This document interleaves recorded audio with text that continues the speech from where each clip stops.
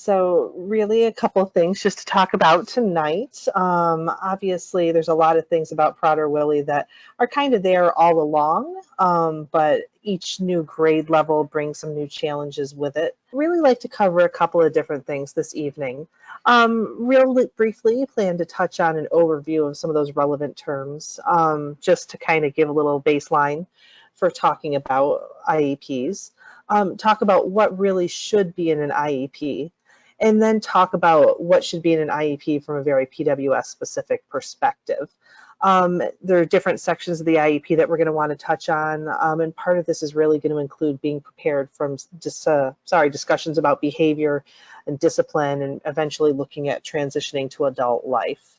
So when I say know the lingo, it's kind of a running joke around my house because my husband teases me about psychobabble, but frequently we often get just caught up in using those acronyms. So a couple of things that you might hear tossed around on occasion. RTI and MTSS are really kind of the same thing. The idea of response to intervention or having a multi-tiered system of support really focuses on the idea that you don't jump just from general education to special education, that you're always looking at providing additional interventions to see if a student would respond, and then moving forward with additional supports if they're not making growth with what you're giving them.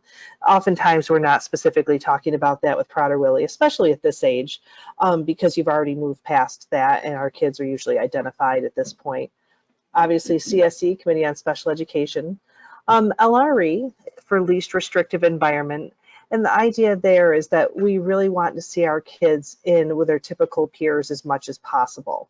That being said, what we really need to do is look at our individual kids' needs to talk about what's the most least restrictive setting for them, because for some kids that might mean pretty much just being in a general education setting with a little bit of special education support, whereas other kids are going to need a more special class setting. As we go through the IEP, you're going to hear me start to lapse into talking about PLEPs or present levels. And that's really talking about where are our kids at right now? How are they functioning? FAPE is free and appropriate public education, and I think that the really key word to pay attention to there is appropriate. A lot of times we start thinking about really hitting a gold standard and what our kids absolutely need, when the difference is that the guidelines and the regulations from the federal government really talk about what's appropriate. So they're not looking at necessarily maximizing, but giving kids what they need to do to be successful. PWN, prior written notice, really focuses in on whenever there's going to be a change or a meeting or you're signing consent, you should always have been informed about that in advance in writing, so that you have a chance to look at things and really be informed. Kind of like in a doctor's office, they talk about informed consent. Prior written notice, that's really the intent there, is to have that informed consent from an educational perspective. Functional behavioral assessments and behavior interventions plans and manifestation determinations, I'm going to kind of skim past right now because we're going to talk about those in a little bit more detail later on. So one of the questions that I often hear really focuses in on what would make more sense for my child to have, an IEP or a 504 plan. Sometimes you hear people ask if they should even have both. The reality is that the 504 plan, they're very different from an IEP because those are more focused on civil rights. So it's more about access. A lot of that law is about making sure that individuals, could get into environments, that they could function in a classroom. It's not so much about services, it's just about accessing them. So what they'll talk about is having a physical or a mental impairment that impacts a major life activity, but it's not focused in on that free and appropriate public education to make sure that they have a plan in place to meet our individuals' unique needs. IEP comes out of education law. And so as such, what you'll find is there's a lot more regulations. There's a lot more, really the best way I can think to describe it is there's a lot more teeth to it when it comes down to ensuring that our kids' needs are met in a school setting. In a lot of things that could go on a 504 are really just about modifications where an IEP is really going to focus in on services. So what I typically tell people is that there's nothing that could really go on a 504 that shouldn't be included in IEP. So I always encourage parents of children with Prader-Willi to absolutely pursue an IEP. Anything that they might want to have in terms of a modification on a 504 should absolutely be included in their IEP. And that's where they should really look at, because that's going to allow them to have a lot more legal standing when something might not go well. So in terms of that IEP, there's a lot of things that really have to be in the IEP. But what it really does, it's a written statement that outlines all the different things that need to be provided to meet that individual student's unique educational needs. What we're going to talk about tonight are present levels, or that current performance. So you look at academics, social and physical, and management, in all the ways that our children are impacted in those different areas. Those will really be the basis for the rest of the IEP. We'll talk about consideration of special factors. There's some information there about behavior that might impede learning and whether or not some additional supports are needed. And what will happen is that those present levels should drive goals. So really, if there's an area of need in terms of any of those present levels, that should be what you're using to define what a goal should be. I would really encourage, as we're talking about that, to make sure that it's based on what our children's current functioning is, not what everybody else in the classroom should be doing. And then obviously the needs that are outlined in the present levels are going to start defining all the other things, such as, special education services, related services, modifications, and supports. So we'll talk through those in a little bit more, but those are all things that are mandated to be part of an IEP. So, but before we get talking about what should be in the IEP, I want you to take a moment to think about a couple of things, because your answers to these questions are really going to help prepare you to be able to have conversations about your child's needs. So before you go into a meeting or before you think about writing an IEP, I'd encourage you to step back and think about what are your concerns and your biggest worries for your child. Where are the areas that you feel like they're really lacking skills? They might not be safe. Where are those impacts going to be, and what do you want to see happen for them? The next step would be, what do you want your child to do in the short term? Because the reality is an IEP is really, it's a time limited document. It's for the next year. So if you're setting some really, really lofty goals that your child's not going to be able to achieve in the next year, it's hard to write a really good, solid IEP. So you need to think about, what do you want to see happen in the next year? What would be like that step that makes you feel like you're moving forward? This is a really big one. Do I believe that hyperphagia is a behavior that could be trained away or a symptom of a physical drive? And your stance on this is really going to impact how you interact with the school staff and how they in turn are probably going to relate to your child. If you're looking at hyperphagia as something that, is just a behavior that, you expect that they're going to be able to just stop it, or you can train it away, you're opening up the possibility that there's going to be punishment for not following through on that. There are going to be consequences. They're going to be pushing kids to do things that they just might not be able to reasonably achieve. Whereas if you're looking at the hyperphagia as a symptom of physical drive, you're talking about something that needs to be accommodated for, that needs to be, interventions need to be planned for the environment to structure it. So what you're really looking at when you differentiate based on this question is, do I believe that my child should be responsible for no longer food seeking? Or do I believe that the school should be providing all the structures and supports to ensure that they're safe, and that their food seeking isn't going to be a part of impacting their education? And this is a big one, because I think you're going to hear me talk a lot about the fact that I definitely feel strongly that the hyperphagia is a symptom of a physical drive. If you build that stance that they're just going to be able to stop doing it, I really feel like you're setting kids up for failure, because they're going to be expected to do something that they necessarily can't learn to do. And that's a very frustrating place to be, both for the child and for the school. And lastly, as we start going into this middle school level, it's really important to take a step back and think about your expectations for your child after they leave their high school experience. If you're looking for your child to be fully independent, that's going to really push you to go in one direction in terms of your goals and what you're seeking for them. Or if you believe that they're probably always going to need some level of support, then that kind of frees you up to make sure that a lot of those things are in place as you go through the high school experience. I think one of the biggest disservices that we can do to our kids is when we fully recognize that when they're in school, they need high levels of support. They need one-to-one aides. They need adults looking out for them. And they spend their entire educational experience with that level of support. But then the minute they walk out the door of the school, they're expected to just function independently.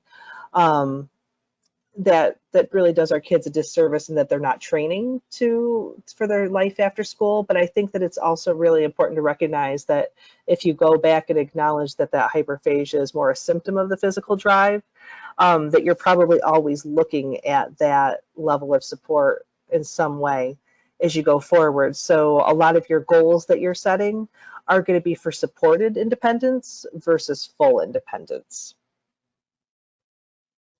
And then as you really start thinking about it all, how do you really roll all of that into describing your child's needs in a way that's relevant to classroom instruction? Because that's going to be the emphasis for the school regardless. They're going to be thinking about educational impact. Certainly we have some big long-range thoughts on our mind for our kids with Prader-Willi, but the reality is that the school is going to be thinking about academics, and they're going to be thinking about helping your child develop into a functioning adult. And so you're going to want to help, guide that conversation as you go through these discussions. So a couple different things. When you start looking at our present levels of functioning, the first one focuses in on academic achievement and learning. Obviously, you're going to talk about reading, writing, and math, but then there's a few things that really kind of impact a student's ability to fully engage in the classroom learning environment. So you start thinking about speech and language skills. Are they going to understand what's being said to them? Are they going to need repetition? Are they going to need to make sure that things are explained a little bit more? And then those functional skills for learning, like attention, ability to participate in adult-directed tasks, ability to remain engaged. Because the reality is that skills like that, those more functional soft skills, if they don't have those in place, reading and writing and math is going to be really tough. So those are certainly things that are important to focus in on as you're writing the IEP. So for example, Noelle, my daughter, one of the statements that we had included in her IEP at one point in time was that it's important to ensure that she's attending to instructions, either by getting her attention prior to giving directions or asking afterwards if she understands what is expected. So just think about, how does your child engage with the classroom or even with you, and what might they need to have in place to be able to really access that classroom learning environment. Social development is really a biggie, because I know that in some respects, some of our biggest concerns are about our kids' social interactions. And when they're younger, are they playing with other kids, and do they get just how they interact with others, reading social cues, things of that nature. But there's also aspects of their personalities that could really impact their classroom performance as well. So when you think about their ability to cope with frustration, if you hit something academically that's tough, are you going to be able to push forward, or is that possibly going to result in a behavior? Emotional regulation. Are you a kid that's just going to sit back and be really quiet, and even if you get frustrated, it's okay? Or if you're frustrated, does that result in a blow up or leaving the classroom, or how do you deal with that? Food anxiety is a huge one, and I really make sure that I emphasize that when I'm having conversations with the school. So for example, the way I've described it is I said that, a component of food anxiety for Prader-Willi is, the food issue for Prader-Willi is anxiety.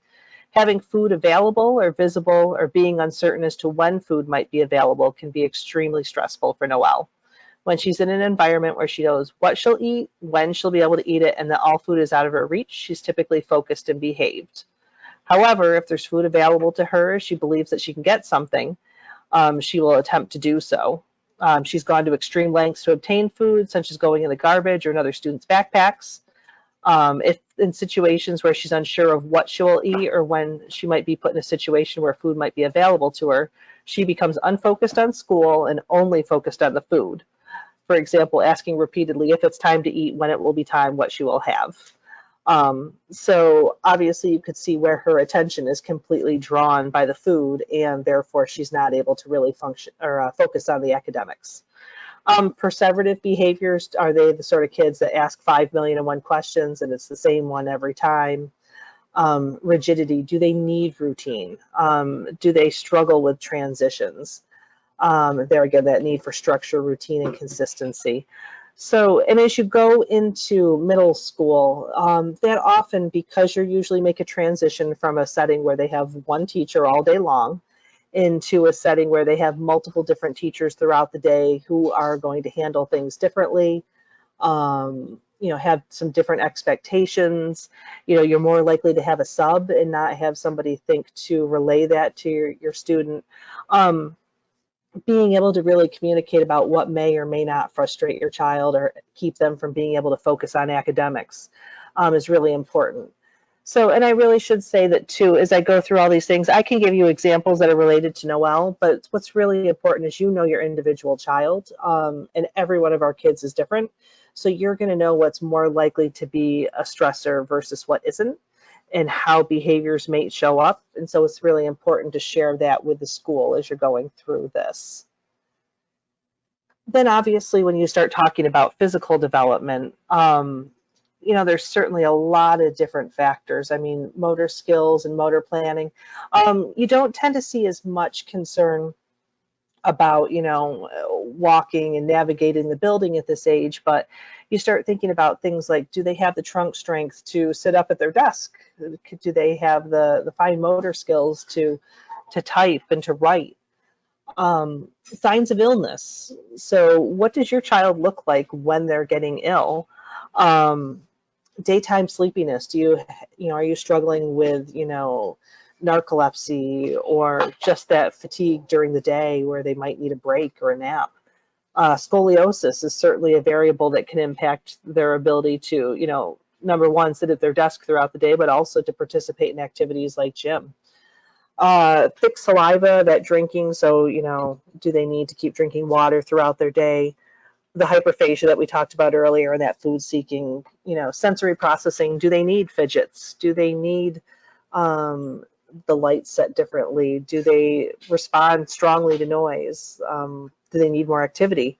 That high pain threshold, if something happens, how do you let them know that they're not feeling well? Temperature regulation, skin picking, all those different things that, we all live with on a daily basis, look unusual and they might stand out a little bit, and it's best to really prepare the school about what to expect.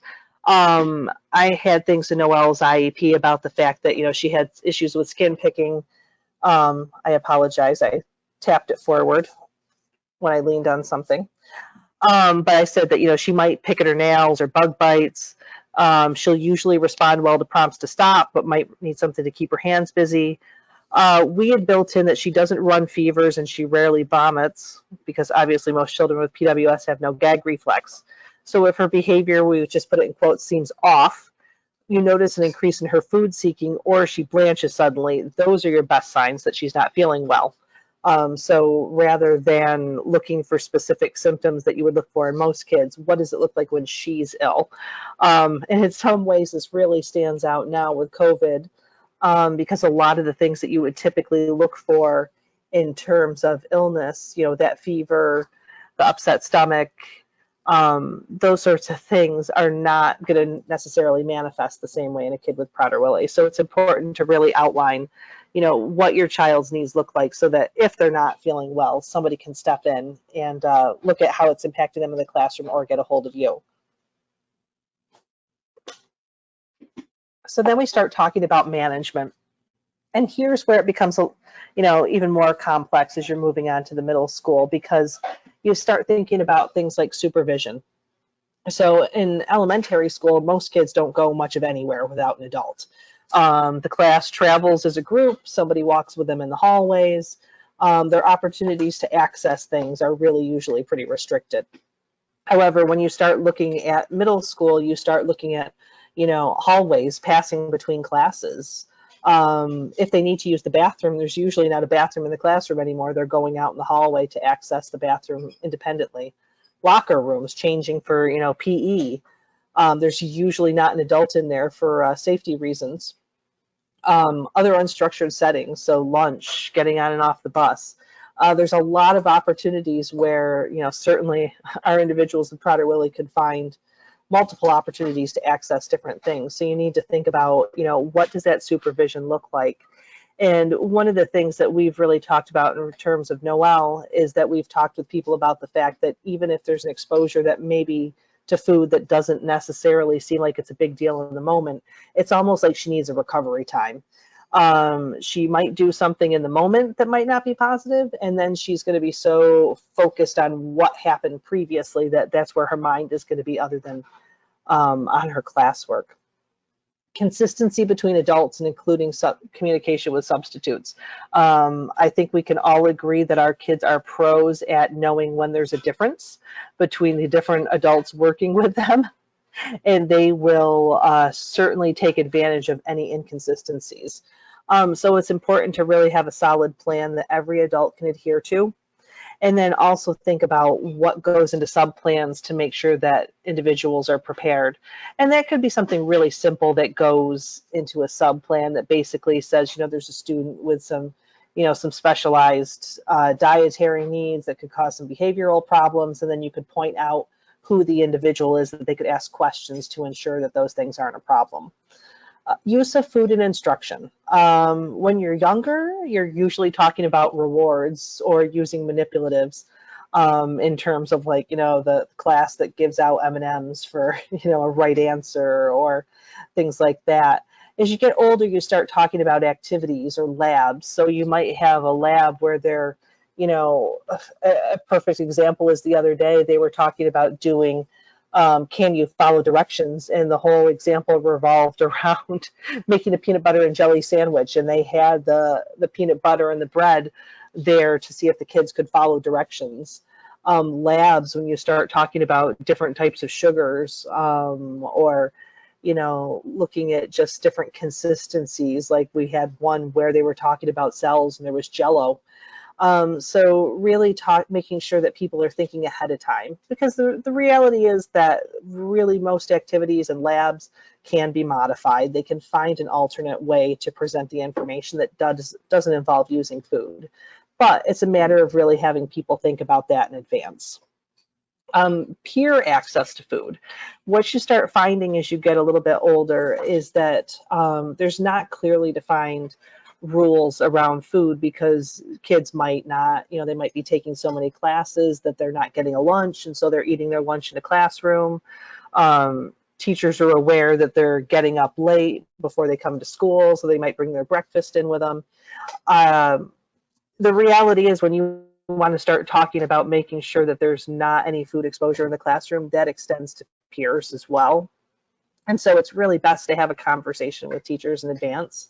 One of the things that I had said when we've done a presentation is I said, look, I get that it's tough, but you're probably going to want to set that as your rule in the classroom from the get-go, because number one, if Noelle sees you have people in the classroom the first day they have food, she's going to remember that happened, and she'll always be wondering if it happens. But then if you take it away, the other peers are essentially going to revolt, because they're going to say, why did you let us do that the first time? So it's really best to set yourself up from day one with that rule in your classroom, find alternate locations for them to eat, just to kind of maintain your structure and your routine in your classroom all along. Special events, will there be food? You're out of the realm of, birthday parties typically in the classroom, but then you start talking about some of those incentive systems, for not getting discipline referrals or good attendance. So if there's going to be a special event or they're earning a pizza party or something like that, what's that going to look like? Should they be communicating with you? Should there be a plan to have an alternate activity for your child with Prader-Willi? Just, how are you going to want to handle that? So, Yeah, and I should say the bus too can be a real big one. That's something that we struggled with greatly. So we one of the things that we had built into her IEP was that she needed to have her syndrome explained to all adults working with her, including transportation. Um, so that was really important. So, and then communication with home, what would you want that to look like? The reality is you're probably not going to get every teacher to email you every day, but, what would you do to say, if something happens, how do they reach out? What should that look like? Do you want to have quarterly meetings to make sure that you're talking about needs or how things are going? Do you just want to know, do you want to email, things of that nature? One of the things that you're going to start to talk about as you're going into middle school is transition planning. So, what happens is down the road, and the federal government says that it has to be in place by the first time that an IEP is going to be in effect for a student who's going to be 16 during that school year. So obviously that might seem a little bit down the road for students in middle school, but the reality is that there's a lot of age appropriate transition planning that can start taking place when they're in middle school. Some states will actually start encouraging to start looking at like interest inventories or learning style profiles, things of that nature, even when they're in elementary. I know that here in New York, they have what they used to call the age 12 assessment. So right in that middle school range. And it might be, little questionnaires about how do I learn best? What helps me the most? What am I interested in? What do I think that I want to do down the road? The reality is, kids this age can give you some pretty wild and crazy ideas of things that they want to do. That is not relegated simply to our kids with Prader-Willi. So the conversation that the adults, both at school and at home, need to start engaging in is looking at, what is life after high school going to look like, and how do we expect to get there? So it might be post-secondary education. It might be some sort of vocational education. It might be integrated or supported employment. It might be what's their community participation going to look like. And it should really revolve around the student's strengths, interests, and preferences. So like, for example, when Noelle started out with this process, she would talk a lot about the fact that, she wanted to be a vet. She loves animals, and that was just something she really wanted to do. So we had some discussions about, okay, so what things would you need to be able to do to be a vet? And we talked a lot about, the math that might be involved and the reading that might be involved. And, do we think that that's, an expectation that we're going to get there, or is there something related that might be a little bit more up your alley? So what Noelle was like, she's like, I don't know that maybe a vet is going to be something that I'd be able to do on my own, but I bet you I could be a vet tech. And so she really got talking about that. So we had been looking at, what are the sort of things that we can have in place as we go forward. And right now she's actually doing, as a senior in high school, she's doing career and technical education in a nursing program, a nursing assistant program, because it was the closest parallel to that sort of area of interest to her. So the goals, the things that we started looking at, we started that planning when she was in middle school and kind of coming up with a plan. The reality is it evolves. Sometimes what kids say that they want to do in middle school isn't necessarily how you keep moving forward, but a lot of times you could build in skills such as, how do you use a time card? How do you schedule an appointment? Things of that nature. For some of our kids who aren't going to be able to function that in that capacity, it might be talking about how do you access the community? How do you advocate for what you need when you're struggling? The one thing that I think is really important to consider here is that question that I posed a while ago about, do you feel that your child's going to be independent? And so in Noelle's case, we had really talked about the fact that no, she anticipates that she's probably going to either be living with us or living in some sort of supported living environment. So skills like being able to plan a menu and cook for herself and grocery shop were not things that were important, because we weren't anticipating that she was going to be doing those in the long run. It was more about the skills that she could master within the structures and supports that she was probably going to need. Um, So, and I think that it's really important to start looking at knowing your state-specific exit options. So, diplomas, credentials, certificates. It's not a bad idea to ask at this age about what does your state have available, and how are you going to be able to work towards some of those things. Every state is a little bit different. There's different options, so it's important to really have those conversations with the staff working with your child. Um, Being proactive about possible discipline issues. A lot of times you start hearing conversations about, suspensions and changes in placement and things of that nature. And I think that it's really important to start thinking about making sure that you've laid a good framework for addressing anything that might potentially be an issue. So one of the things that's floating out there is that it's a misnomer that a student with a disability cannot be suspended. A student with a disability can be suspended for violating the code of conduct, just like any non-disabled student would be. However, they shouldn't be suspended more frequently because of their disability. So that's one of those things to bear in mind. Now, if you've got a pattern of removals going, and I should really make sure that I preface that with anytime that the school is calling and asking for a child to be picked up and they're going to be missing more than half a school day, or they're going to be in an in-school suspension room where it's more than half a school day, that really should be, you should be notified, and you should be notified in writing. It shouldn't just be like a gentleman's agreement. That's a removal. Because what happens is if you've got a pattern of removal, so either a suspension or a removal of 10 days that are just 10 consecutive days, or a pattern of removals that total 10 days. So like, say, for example, your child has a tendency to steal food from other kids in the cafeteria, and they're getting suspended for stealing. And that's happened 10 different times over the course of the year. It might be spaced out, but you've got like the same behavior that totals suspensions up to 10 days. They have to hold what's called a manifestation determination. And when you get into that manifestation review, what they're going to talk about is, was the behavior resulting in the suspension caused by, or did it have a direct and substantial relationship to their area of disability? Or they're going to ask about, did the school fail to follow a portion of the IEP, including a behavior intervention plan, which caused the misconduct?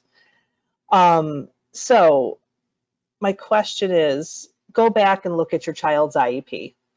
When you look at all those different things that you've written into their present levels, whether it be, the food anxiety, supervision revolving around where they're going to be in unstructured settings. Are they looking at not having food in the environment?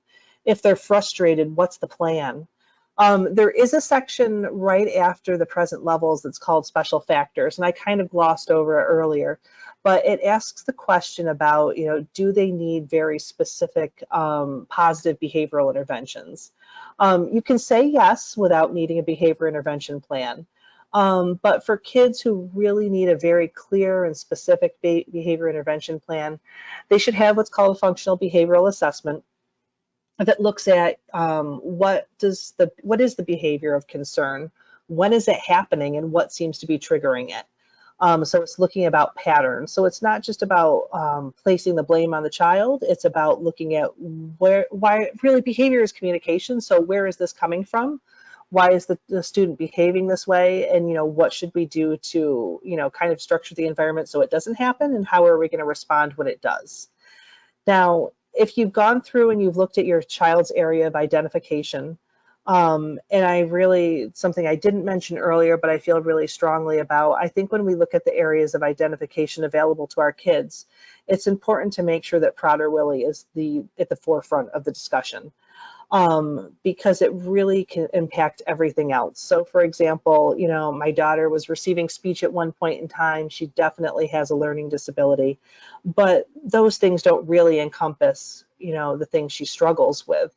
There's an area of identification that's called other health impaired. And so my goal in sticking with that other health impaired was to say she has a diagnosis with Prader-Willi.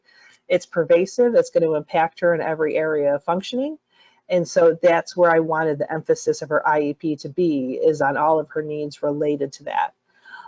If you've laid out in the present levels information about behavior, about food anxiety, about social functioning, emotional issues, those things are all going to be there to really build a basis for if you come to a situation where your child's been suspended numerous times. You can say, look, there's information throughout this IEP outlining all these different things related to the Prader-Willi. They, clearly you're not meeting their needs as a student with Prader-Willi syndrome if you have to continually suspend them. Because the reality is, if they've suspended a student, they're acknowledging that they didn't have a better solution or a better intervention.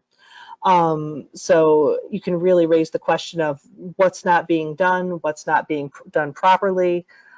Should it be a different setting? Because clearly the one that they're in is still resulting in suspensions. So really, like I said, it's about making sure that, number one, your child's needs are being met from an academic standpoint throughout the IEP, but also you can build that basis for any discussions about behavior down the road. Practical advocacy, I think, is really important because you can talk about all these routines and things that you want to say or what's the perfect things to do, but when you come to a meeting, you really need to be prepared to have conversations. And one of the things that I often say is, what's your gold standard and what's your acceptable fallback?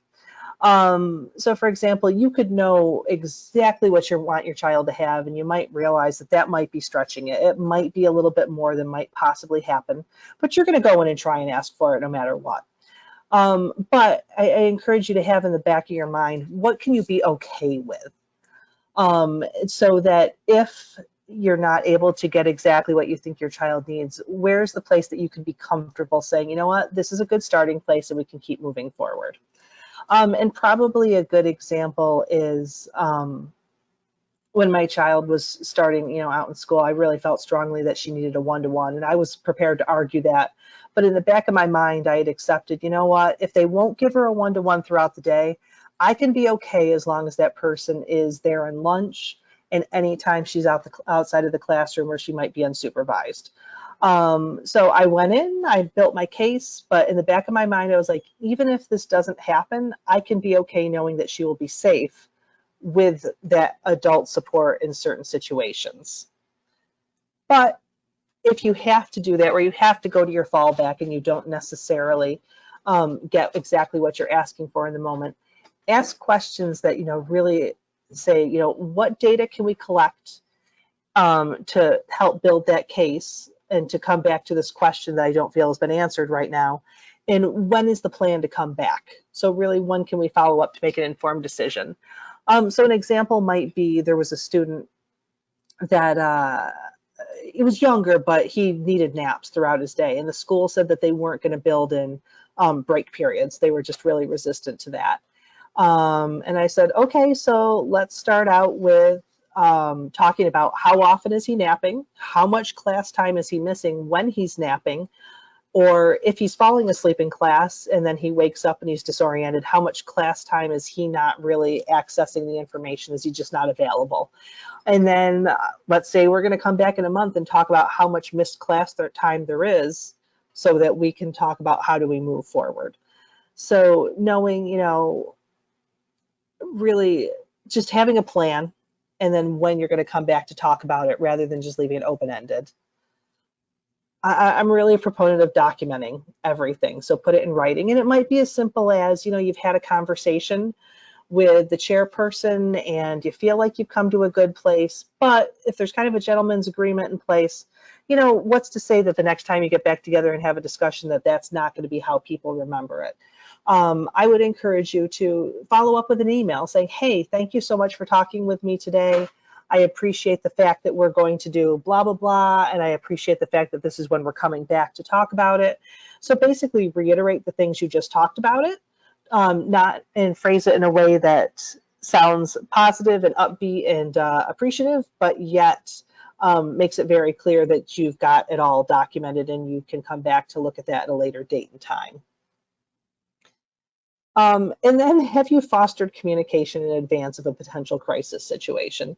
And the reason I put this in here is one of the biggest things that we built into the training that we would do every year for my daughter is the reality is she was eventually going to play somebody. There was going to be a problem. Somebody was going to forget and leave food out. And I really wanted them to know that it was much better to come to me and let me know so that we could problem solve and move on quickly versus feel like I was going to just be all over them and it was going to become contentious.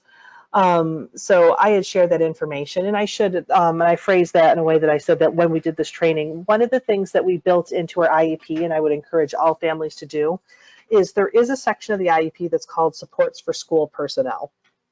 And it's a support that's not there for your child specifically, it's there for the staff that are going to need to work with them. And so we built in training. So whether that might be that they need to watch a webinar that's been provided by National, or you're going to do a presentation, or they might hire an expert to come in and present. It's really important to make sure that there's some sort of training related to Prader-Willi built in there to make sure that they're prepared and they've talked about things in advance. So like I said, going back to that, one of the things that I did when I did that presentation is I actually had a picture of a time that Noelle had actually stolen some food and then we had found it. And I basically, as I showed it, I said to them, look, I've been doing this for, at that point, 15 years. I said, she plays me on occasion. She will probably play you at some occasion. If you just let me know so that we can figure out how to move forward, she will trust that we're all on the same page. She will be much more responsive to you versus thinking that she might be able to play you again later. And we're all going to be able to work together better. So that being said, I ran through a lot of information very quickly. And I would encourage you to remember that this is a journey. Now, I look at my child's IEPs going back over the years. There are things that I've tweaked over the years. There are some things when I describe her personality or food anxiety that have remained the same over the years. But there's always problem solving. There's always opportunities to change things. You can always come back to your committee and have conversations. So if your IEP is missing something, if you feel like you didn't get it exactly perfect the first time, we're in this for the long haul. And a lot of our kids are going to be in high school until they're 21 before they transition out. So it doesn't necessarily have to be perfect from the get-go, but you're always going to keep moving forward. And with that, we will now have time for questions. Thank you, Amy. You can use the comment or chat feature to type out your questions, and we will answer them in the order we receive them. Amy, while everybody's typing out their questions, I know one of the most common ones is if you have examples from Noelle's IEP that you can share with others. Absolutely. Oh, sorry. So absolutely, I actually have like the guiding questions that I refer back to, and then some sample examples I'd be more than happy to share out. Great, thank you. We have a question. Would you suggest parents ask teachers for the curriculum before the start of the school year to review the lesson plans and see what there might be, such as your Jello example? That might get really tricky if you ask for the curriculum as a whole. But if you give examples like that where you say, hey, there might be things like this that come up, and I would really love it if you could come to me, a week or two before some of those things come up so that we could possibly problem solve, you might get a little bit better of a response. I would love to think that people could get you stuff in advance. But even from personal experience, I found that I'm much better off going with that, give me a heads up unit by unit. It tends to run a little bit smoother. Thank you. And then another question. Would it be helpful to talk to other parents and students in the class so that way they understand PWS and know some of the food-related securities that they may want to take to help their friend or classmate with PWS? Yeah, and I think that's a really important thing to work through. I know that we actually, and this is something, you could start now if you haven't already been doing it, but one of the things that Noelle had done when we were younger, we had the teacher kind of talk with the whole class about how to support her. And then as she got a little bit older, Noelle started asking for opportunities to do it herself. And she did a really good job of identifying the things that probably would stand out. So when she was a little bit younger, it was, you might notice that I leave the classroom when there's a birthday party. It's because I have, Prader-Willi. It makes me really anxious. It's really hard for me because I can't have what everybody else is having. And she was able to, start laying it out in, kid sensitive terms, in terms of what's a big deal to a kid. And what we started finding is that a lot of her peers would actually, they would think ahead and they would look at stuff like that. So there was one year at Valentine's Day that one of the moms called me and asked if it was okay for her child to get Noelle some stickers and a book from the dollar store, because that way they didn't have to give her candy. So I think finding a very specific way, and it's, certainly how much you share with the parents, that can be a little bit tricky, just because as you get into middle school, you're looking at a lot of parents. So I think that having a way to present to the individual classrooms and kind of tapping into what's the most pressing issue for your child, and what stresses them out the most is really good. But I think that kids tend to respond more to, if they understand and they know, and somebody can phrase it in a way that makes a difference to them. So some of the examples that we used to give too were like, think about the time you've been the hungriest. How hard was it to focus when you were hungry? Like, did it start to hurt? Now, can you imagine feeling like that all the time?